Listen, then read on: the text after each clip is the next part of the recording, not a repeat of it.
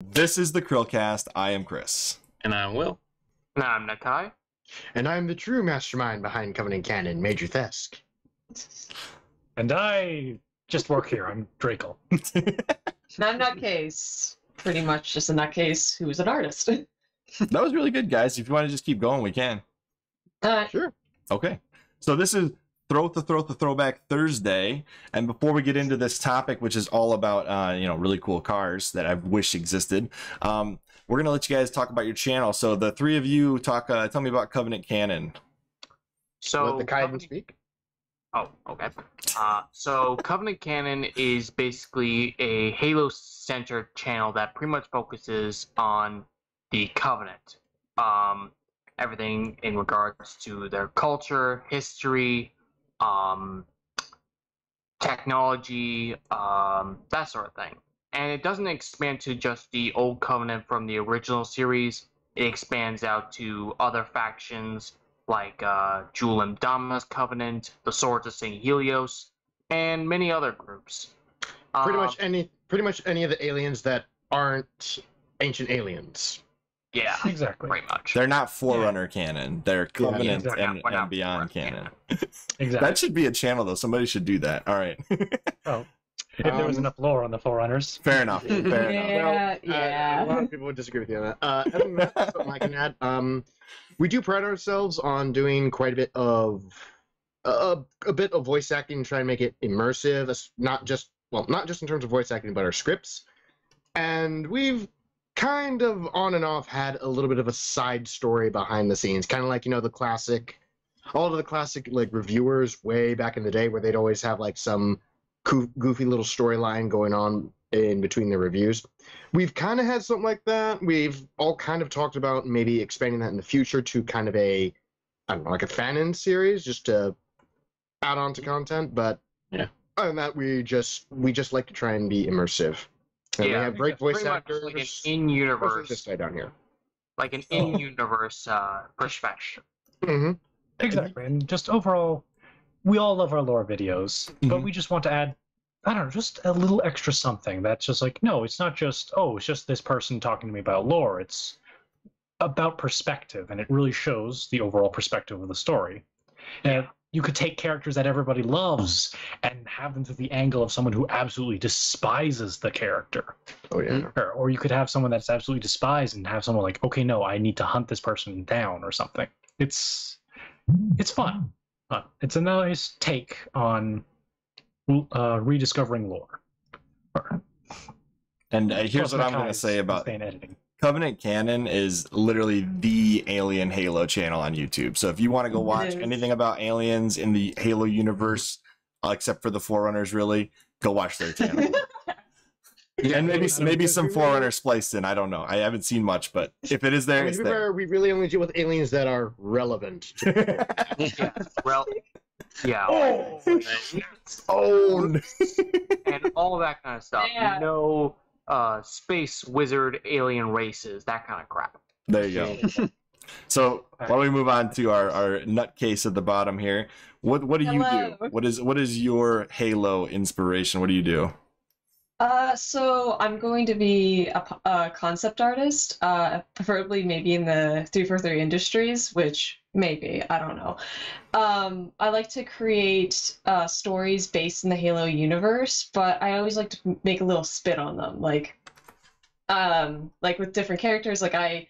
One of my main characters is an insurrectionist leader, and then the story right here is my main project, Privation, which is around a woman on a Covenant planet or a factioned planet with Covenant or other groups fighting and trying to gain territory. It's very much a survivalist situation. She's not a soldier. She's just a normal human being. So that's a very interesting concept, I would think, because I don't see a lot of these kinds of stories represented in the Covenant, in the Halo community, or canon, I would say. So I thought that would be an interesting idea. I mean, to be fair, it's kind of unique to the canon as well. For one thing, I think you're the one who pioneered the whole hooded Kigyar look. Wait, wait, other people do that? I've seen a few, like in our server, we've seen a few of that, but not as often. Oh, okay. Yeah, Zahn is a very interesting character. Mhm. I had never seen it before I saw your Twitter account. I'm gonna be honest. A few months ago, you and we talked about her the story of her project, and I think it's pretty great. It's pretty interesting. It's a different take on Halo, which I think 343 hasn't yet explored in full detail. And honestly, what she's doing right now is honestly very interesting and honestly pretty great, honestly. Mm-hmm. Thank you. They've always kind of. But...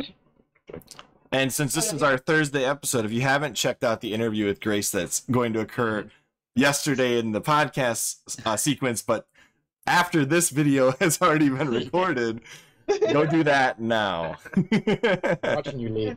I'm watching it. And if you want to check out her work, you can go to twitter.com/in_nutcase or Halo_privation. And we'll be discussing that, like I said, in more details in the video from yesterday. And if you want to know more about it, definitely go check that out. So today is our Throwback Thursday, where we're going to be talking about something that I have basically just called it the Xbox 360 car, but what it is actually called is the Nissan Urge. Yeah, Urge to play some 360. Kinda, I guess. That might have been the idea of the name, but it's it's an interesting concept car, and I've got a little blurb to say, and then we're going to have a discussion. They saw Pimp My Ride, and they saw the episode where they put the PS2 in the car, and they're like, we can top it. And Will just can't help himself right now. He's just jumping right in there. So Yeah. in 2006, Nissan created this car based on an informal internet survey, which I'd love to see what the survey actually said. They created this concept car, the Nissan Urge, and it debuted on January 8th of 2006. That's 15 years ago. Not exact to the date, but it was in the auto show, so it was a concept car. So why would we care about this car? The reason is they actually put an Xbox 360 in the car underneath the driving hood, underneath the hood there somewhere. And I actually saw a picture of somebody holding an Xbox 360 controller underneath in the passenger seat, and I was like, what is this?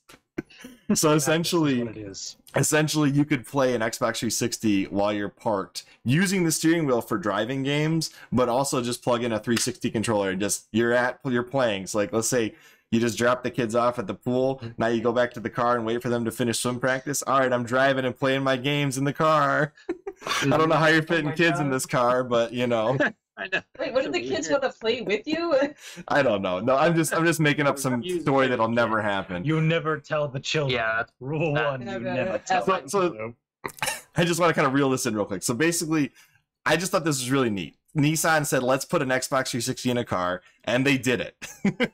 So this is what it is. It's this concept, sporty looking car. I'd love to know who owns it nowadays, because I'd love to see what it looks like if somebody trashed it or if it's still really nice looking. But essentially, this could have been a futuristic car, and we could have Xbox Ones in cars now, or Xbox Series X's, if this had turned out to be. Think about it, though, the computers they have in cars nowadays are probably more powerful than a 360. So, I mean, I'm sure it wouldn't be that much of a leap, right, to play games on them now if they just give the ability to do so. So my best guess, though, real quick before we jump into these couple of questions I had, was my best guess is people are like, oh, well, I can just plug into the AV ports on the car. I don't need to have it built in. That's my best guess. Very true. So what do you guys think? What do you guys think of this crazy car? And we'll just roll through everybody's opinions. Well, first off, I'd like to say that, well, I would like to say this is probably the first time Gears of War and Halo got close to mobile gaming, but it's not the case anymore. At the time. Honestly, I've always looked at these kind of cars, and I'm going to be honest, they've always just seemed absolute gimmicks to me. Like, I don't want to say it's like perpetuating the console war, but it's like you're getting a car that can only play a certain platform's kind of games. And Yeah. Yeah. And to be perfectly honest, like, I hear the idea of, like, you can do racing games and all that, but to me, I'm like, okay, I work a lot. I am having to do road trips. Why the hell would I want to just bring an Xbox anywhere when I just want to get to work or get home, and then I can just be in my comfortable room to play the game? Yep. Yeah, it kind of seems to me honestly, kind of like a waste of money, honestly, because like aside from road trips or family vacations, I see no point in this. Like it's just a waste of people's money, honestly. Like as Thesk said, why bother stopping to play your game like in the middle of the road or on the side of the road? Oh, please, not in the middle of the road. Please, not in the middle of the road. Go off on the expressway. Yeah, well, it's like Pokemon Go. People would just stop in the middle of the highway to chase after Pikachu. Don't get me wrong, it looks cool. The concept is cool, but in reality, I don't see it actually making any money. Which is no surprise why this car failed to actually get out there. Like you said, Chris. I hope the car is intact and no one scrapped it yet. But I mean, it just doesn't seem like it'd be worth the money practically wise. Mm-hmm. Okay, imagine like somebody's rolling up on a date and they're like, "Hey, I got a 360 in the car." You want to play some Halo split screen? And Yeah, that's when the date ends. and the seats are like leaning way back. Let's do it. Yeah, it's like, TV's on the hey, ceiling. baby, Oh. let's do some big team battle. I would rather not go in a car that looks like it's like Bumblebee on the inside, not the outside. Jeez. Oh my god. Do not be afraid to show the yellow. So, Grace, what do you think about this car? I'm Nutcase.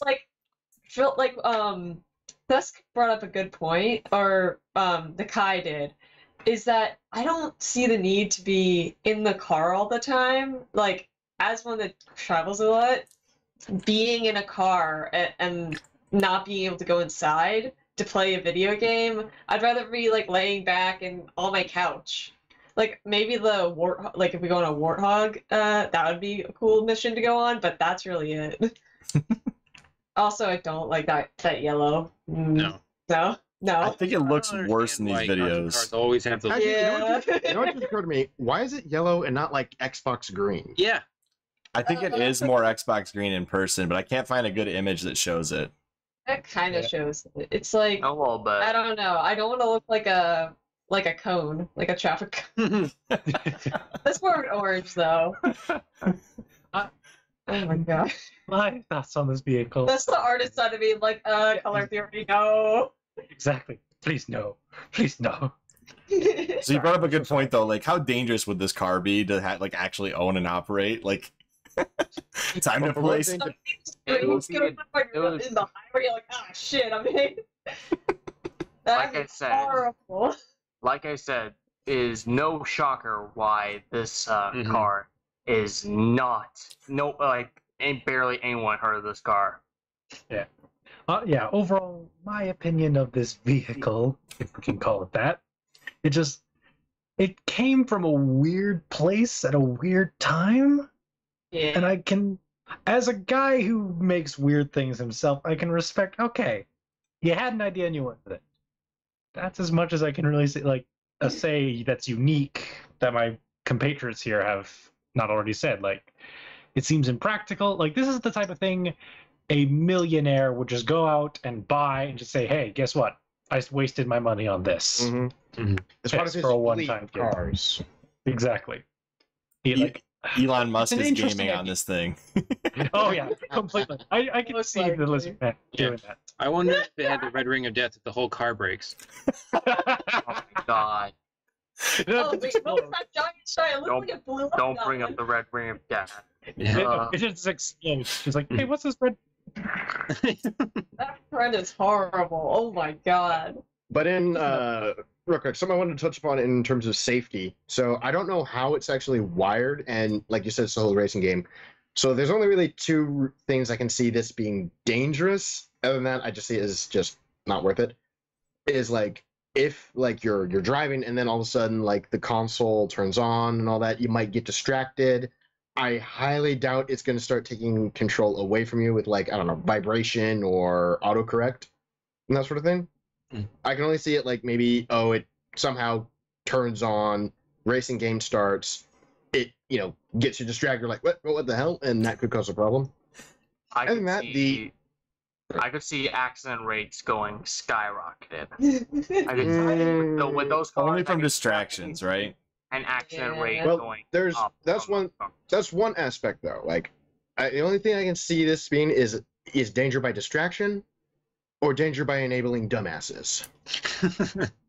Yeah, like those people who like they gotta get their floors fixed or something like that. So they're like, I know I'm in traffic, but let's just turn it on for a bit. There's a lot of dumbasses on the road. Trust me, I've encountered a fair amount of them. If those cars actually succeeded, I would be petrified to even be on the highway. Yeah. I would be I'm not even joking. I would be petrified. Well, I think you solved your own issue there if it succeeded, which clearly Yeah. Where I come from, we do have some bad drivers. We're oh shit, I almost said where I come from, but yeah, we have shitty drivers around here. Same. Up in the frozen north here in Canada, you best believe we got some shitey drivers. And moose. Wasn't there a show about like Canada's worst driver? Yes. Was I it? The saw whole that. game show. Yeah, it was hilarious. I was like, oh my god. Yeah. Why do you have a stick? You don't even know how to drive a stick?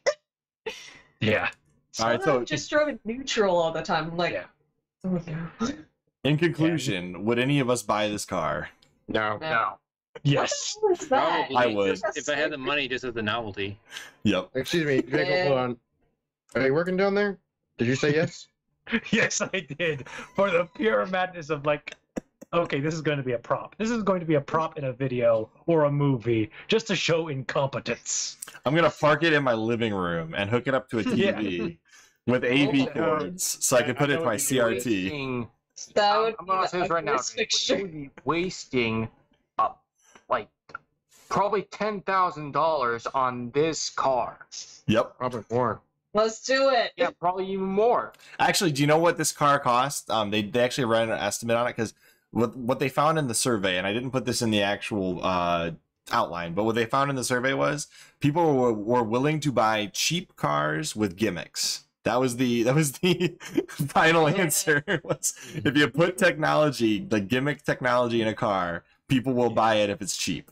That was what they found out. Gotcha. Are you serious? Have you met another health hazard then? Because Look at that go. cheap cars. God. So how much do you think this car was? How much do you think the asking price was going to be? 50? 5,000. Final answer. 20K. 20K out the I door. was closest. Yeah. 20K out. 20K out the I door. think I said 20,000? Yep, that was what it was going to cost. Oh my God. Brand new. I was giving it credit. Oh my God. Honestly, no. My real answer is hell no. I Ever the hope so. contrarian. Anyway, so do you guys have anything else you want to say about the Nissan Urge? Rest in peace. Glad it never came out. I wouldn't mind seeing a Transformer based off of it. Yeah, that would be cool. That would be cool. I would admit that. Xboxicon. See, I'm just picturing the Men in Black car except with an Xbox. And best part, the best part because it gets interplanetary streaming. Yeah.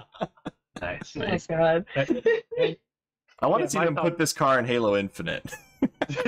Oh my no. God. Like a No. No, Ford the Scout Hawk prop. look of that car is just ugly. I mean, it would make good race practice. It's a color only a mother can love. It looks pretty bloated. Fair enough. As always, I'm Chris. Look at that. Looks like a balloon in the Oh, no. back. We didn't teach the sign offs, We're guys. signing off, guys. Oh my god. As always, I'm Chris. Well, Sorry, guys. Nakai? Thesk. Drakle. Oh, good luck, suckers. Make a script out of this.